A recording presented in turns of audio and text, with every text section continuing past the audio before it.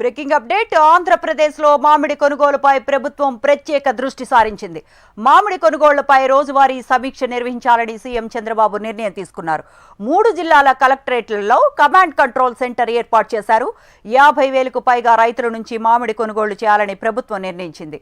పర్లే, agro, Coca Cola, Pepsi సహా పలు సంస్థలు రైతుల నుంచి మామిడి కొనుగోళ్లు చేసేలా ప్రభుత్వం ఆదేశాలు జారీ చేసింది. మార్కెట్ ఇంటర్వెన్షన్ ద్వారా మామిడి రైతులను ఆదుకునేందుకు 130 కోట్లు విడుదల చేయాలని కేంద్ర ప్రభుత్వానికి సీఎం చంద్రబాబు లేఖ రాశారు. ఇదే అంశానికి సంబంధించిన మరిన్ని అప్డేట్స్ మా అమరావతి బ్యూరో హరికిషన్ లైవ్ లో అందిస్తారు. Harikishan, good morning. Good morning Sravanthi.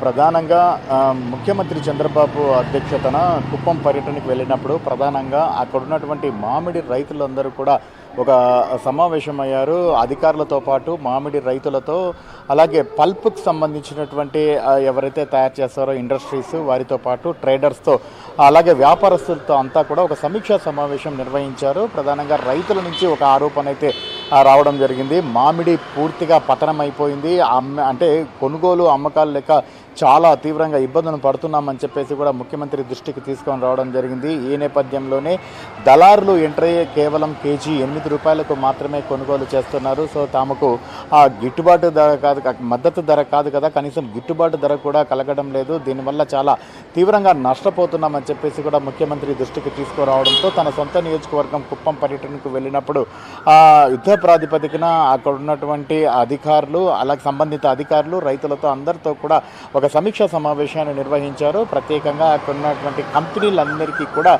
దిశానిర్దేశం చేశారు. రైతుల నుంచి కూడా ఇటు ఎవరైతే ట్రేడర్స్ కానివ్వండి, లేదా పల్ప్ తయారు చేసేటువంటి సంస్థలు పార్లీ, కోకోకోలా ఇవన్నీ ఉన్నాయో వీటన్నిటికీ కూడా కేజీ 8 రూపాయల లెక్క వాటి సామర్థ్యానికి తగ్గట్టుగా కొనుగోలు చేయాలని చెప్పేసి కూడా ఆదేశించడం జరిగింది.